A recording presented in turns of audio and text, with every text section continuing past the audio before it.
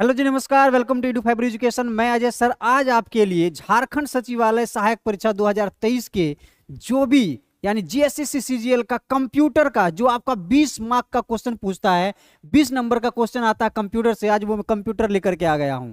तो मेरे डियर, आप आज से स्टार्ट कर दो मेरे साथ। हर एक सेट का हम लोग आज से स्टार्ट करेंगे और जो आपका सेट 1 होने वाला है आज अब से स्टार्ट होने वाला है सेट 1। तो कंप्यूटर में जो भी आपका क्वेश्चन आने वाला है बस इसी से रिलेटेड रहेगा, बशर्ते आप हमारे साथ वीडियो में बने रहिए और हर एक सेट को मेरे साथ करते चले जाओ। फिर आप बोलोगे वाह गुरुजी कमाल हो गया, झारखंड सचिवालय में आप भी पूरे तरीके से पक्के हो जाओगे कंप्यूटर में। और कंप्यूटर में बेटा आपको 100% नंबर लाने ही लाने हैं, 20 नंबर तो हंस के आ जाएंगे, बशर्ते आप हमारे साथ एक एक सेट को करते चले जाओ। तो आज स्टार्ट करते हैं हमारे मैं और आपके साथ सेट 1। ठीक है, चलिए देखते हैं फटाफट कंप्यूटर सेट 1 में क्या है। पहला प्रश्न आपके सामने है।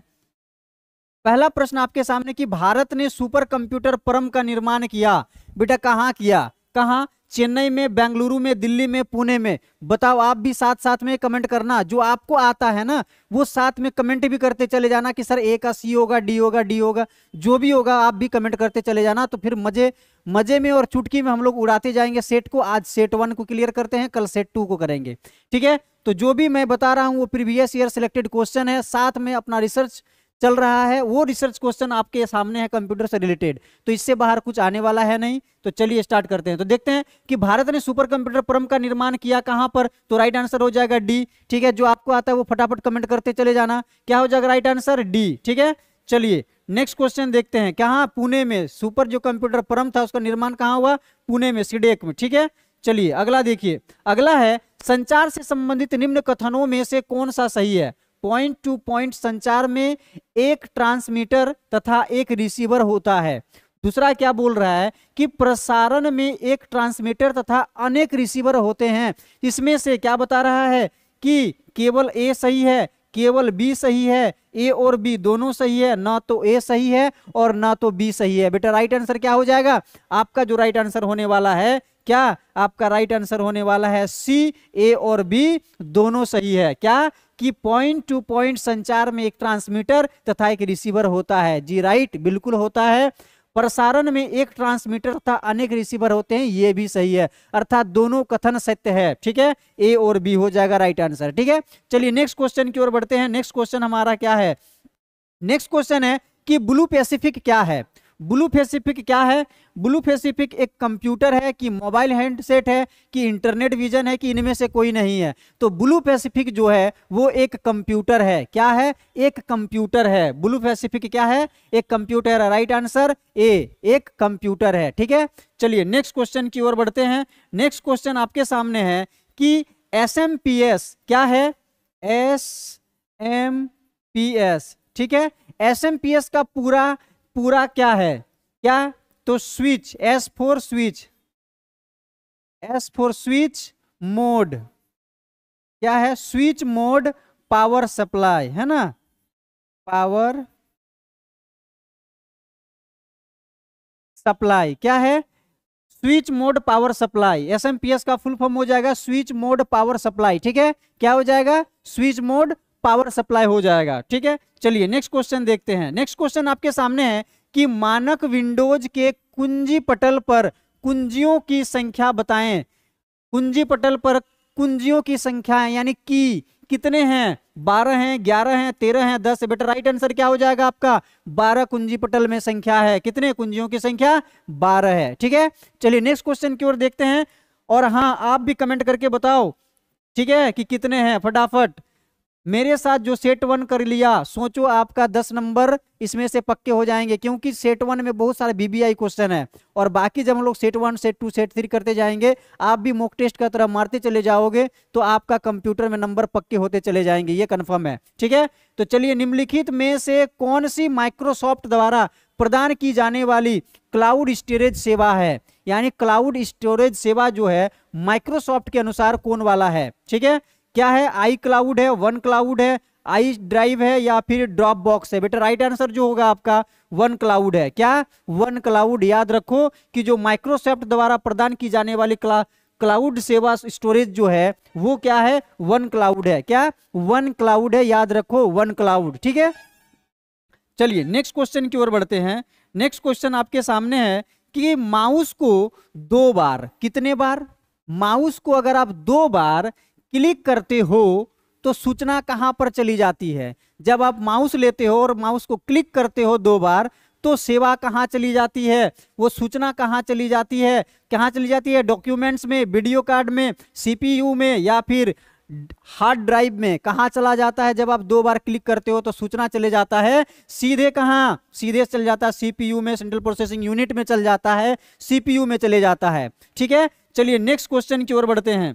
नेक्स्ट क्वेश्चन आपके सामने है कि कोबोल, सीओबीओल, कोबोल किसके लिए उपयोगी है। जो कोबोल है वो किसके लिए उपयोगी है, ग्राफिक्स कार्य के लिए है, व्यावसायिक कार्य के लिए है, वैज्ञानिक कार्य के लिए है, इनमें से कोई नहीं। जो कोबोल है, कोबोल वो होता है आपके व्यावसायिक कार्य के लिए यूज होता है। कोबोल का यूज व्यावसायिक कार्य के यूज के लिए किया जाता है। ठीक है, चलिए नेक्स्ट देखते हैं। नेक्स्ट क्वेश्चन आपके सामने है, बाइनरी शब्द का अर्थ है। बेटा मैथ में भी आपने बहुत पढ़ा होगा बाइनरी के बारे में।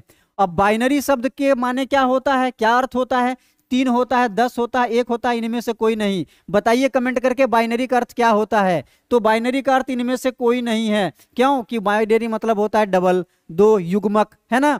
तो क्या हो जाता है, इनमें से कोई नहीं, 1 है, 10 है, 3 है, इसमें तो है ही नहीं। तो बाइनरी का अर्थ जो है इनमें से कोई नहीं होगा। ठीक है, राइट आंसर है डी। चलिए नेक्स्ट क्वेश्चन की ओर बढ़ते हैं, फटाफट देखते हैं।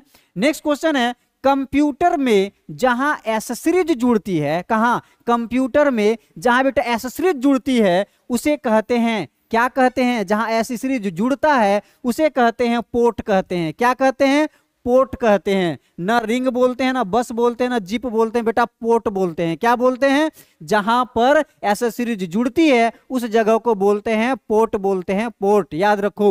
ठीक है, चलिए नेक्स्ट क्वेश्चन की ओर बढ़ते हैं। बहुत ही इजी के साथ आपको कंप्यूटर को चुटकी में उड़ा डालूंगा। आप बोलोगे वाह गुरुजी कमाल हो गया। कंप्यूटर आपको कंप्यूटर जैसा लगेगा ही नहीं, लग रहा है कि जीएस के पढ़ रहा हूं। सेम उसी प्रकार से आपको कंप्यूटर में फीलिंग आने वाला है। कंप्यूटर का वीडियो आपका सेट 1 से लेके चलते जाओ मेरे साथ, फिर आप कंप्यूटर उड़ा डालोगे। ठीक है, तो देखिए निम्न में से क्या है, निम्न में से कौन सा विकल्प लोकल एरिया नेटवर्क और इंटरनेट के बीच बैरियर के रूप में कार्य करता है। ये क्या करता है कि लोकल एरिया नेटवर्क और इंटरनेट के बीच एक बैरियर का काम करता है।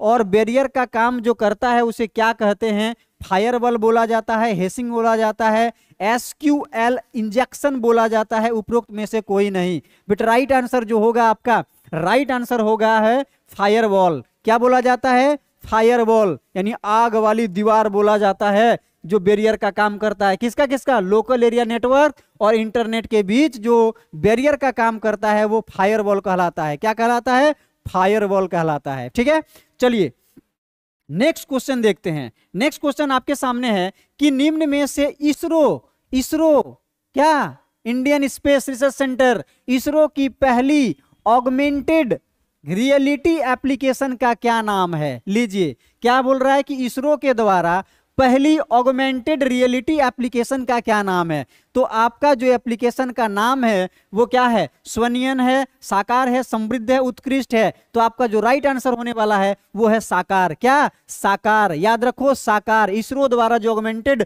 पहली रियलिटी एप्लीकेशन का नाम है वो है साकार। ठीक है, क्या, साकार, याद रखो फटाफट। ठीक है, चलिए नेक्स्ट क्वेश्चन देखते हैं कि शब्द नेटिजन, देखो याद रखो जो पॉइंट है, नेटिजन ऐसे व्यक्ति का द्योतक है जो क्या नियमित रूप से इंटरनेट का प्रयोग करता है। नेटिजन किसको बोला जाता है बेटा, जो नियमित रूप से इंटरनेट का प्रयोग करता है। हम लोग भी क्या करते हैं, इंटरनेट का उपयोग करते हैं रोजाना तौर पर। तो हम लोग भी क्या हो गए, नेटिजन का द्योतक हो गए। यानी ऐसा व्यक्ति जो नियमित रूप से इंटरनेट का प्रयोग करता है नेटिजन कहलाता है। ठीक है, चलो नेक्स्ट क्वेश्चन देखते हैं। नेक्स्ट क्वेश्चन है कि किस प्रकार की डिजिटल फाइलें ईमेल में समृद्ध हो सकती है। किस प्रकार का जो आपका जो डिजिटल फाइल है वो समृद्ध हो सकती है, यानी उसमें समा सकती है। आप संगीत डॉक्यूमेंट्स को ले लो, फोटो को ले लो, उपरोक्त सभी। तो आपका जो फाइल है डिजिटल फाइल है वो ईमेल में समृद्ध हो सकता है, सब कोई ले सकते हो इजीली से। संगीत भी आ सकता है, डॉक्यूमेंट्स भी आ सकता है, फोटो भी आ सकता है। अर्थात जब ये तीनों आ सकता है और चौथा ऑप्शन आपका दिया है कि उपरोक्त सभी, तो बेटा राइट आंसर क्या हो जाएगा? डी, उपरोक्त सभी। गर्दा उड़ा दो एकदम, फटाफट झारखंड सीजीएल को उठा के ले आओ घर पे। ठीक है, चलो नेक्स्ट क्वेश्चन है, एमएस आउटलुक, एमएस आउटलुक में किस संदेश को अपठित या अनरीड के रूप में चिन्हित करने के लिए किन कुंजियों का उपयोग किया जाता है? जब आप एमएस आउटलुक में किसी संदेश को अपठित या अनरीड करते हो तो उसको चिन्हित करने के लिए किन कुंजियों का उपयोग करते हो, क्या दबाते हो? तो क्या दबाते हैं हम लोग? कंट्रोल प्लस यू दबाते हैं। क्या दबाते हैं? कंट्रोल प्लस यू दबाते हैं। ठीक है, right answer C, control plus U. बेटा साथ में जो आप आंसर जानते हो वो कमेंट करते चले जाओ, साथ में आप भी डी सी ई करते जाओ। मैं हर एक का जवाब दूंगा आपको कमेंट बॉक्स में। ठीक है, कि क्या सही है क्या गलत है, आपने कितना नंबर लाया। आप अगर मेरे साथ सेट को करते हो, 20 क्वेश्चन में हर सेट में करवाता हूं, 20 में आप कितना नंबर लाते हो अपना स्कोर पता कर सकते हो। ठीक है, चलिए नेक्स्ट, प्रचालन तंत्र यानी ऑपरेटिंग सिस्टम। ठीक है, ऑपरेटिंग सिस्टम क्या करना कि आप अगर इंग्लिश से देते हो तो बाइलिंगुअल रहता है, इंग्लिश भी देखना है। अगर इंग्लिश ना समझ में आए तो हिंदी देख लेना, हिंदी ना समझ में आए तो इंग्लिश देख लेना जब क्वेश्चन पेपर रहेगा। तो देखिए, प्रचालन तंत्र अगर नहीं समझ में आ रहा है तो बगल में क्या लिखा हुआ? Operating system. उसी प्रकार से इंग्लिश हिंदी रहता है, आप दोनों चेक कर लेना। क्या ऑपरेटिंग सिस्टम का इस्तेमाल कब हुआ? ऑपरेटिंग सिस्टम का इस्तेमाल कब हुआ? प्रथम पीढ़ी में हुआ, द्वितीय पीढ़ी में हुआ, तृतीय पीढ़ी में हुआ या पंचम पीढ़ी में हुआ? बेटा जो प्रथम जो ऑपरेटिंग सिस्टम का जो इस्तेमाल हुआ, प्रयोग हुआ, वो आपका द्वितीय पीढ़ी में हुआ। कब हुआ? द्वितीय पीढ़ी में हुआ आपका ऑपरेटिंग सिस्टम का इस्तेमाल। ठीक है, चलिए नेक्स्ट बढ़ते हैं क्वेश्चन की ओर, देखते हैं अगला क्वेश्चन हमारा क्या होने वाला है। बेटा जो भी होगा वो बहुत ही बीबीआई है। ठीक है, इसीलिए इस्तेमाल करो, फिर विश्वास करो। आप पहले क्वेश्चन करो, फिर एग्जाम देकर के आओ, फिर बोलना वाह गुरुजी कमाल हो गया। क्या चलिए देखिए क्या बोल रहा है कि मदरबोर्ड में क्या रहता है जो मदरबोर्ड पर सीपीयू को दूसरे पुर्जों से जोड़ता है?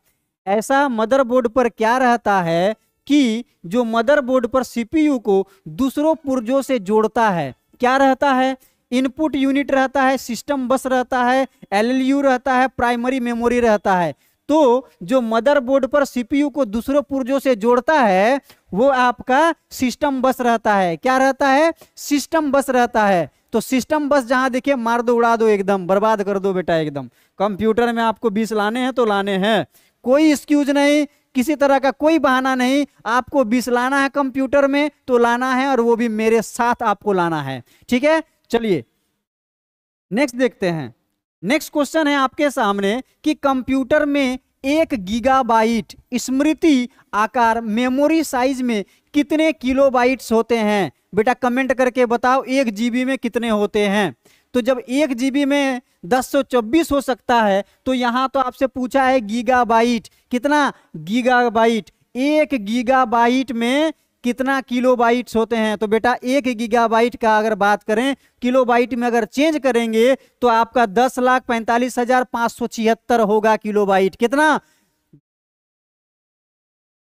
10,45,576। ठीक है, राइट आंसर बी। चलो नेक्स्ट क्वेश्चन की ओर बढ़ते हैं और नेक्स्ट क्वेश्चन को एकदम उड़ाते हैं। क्या किस प्रिंटर से कार्बन लगाकर, क्या बता रहा है कि किस प्रिंटर से कार्बन लगाकर क्या अधिक प्रतियां निकाली जाती है? यानी किस प्रिंटर में कार्बन लगाकर अधिक प्रतियां निकाली जाती है? तो लेजर प्रिंटर में, इंक जेट में, डॉट मैट्रिक्स में या बबल जेट में? बेटा राइट आंसर क्या हो जाएगा आपको? डॉट मैट्रिक्स में। डॉट मैट्रिक्स एक ऐसा क्या प्रिंटर है जिसमें कार्बन लगाकर अधिक से अधिक प्रति निकाली जा सकती है। ठीक है, क्या? Dot matrix.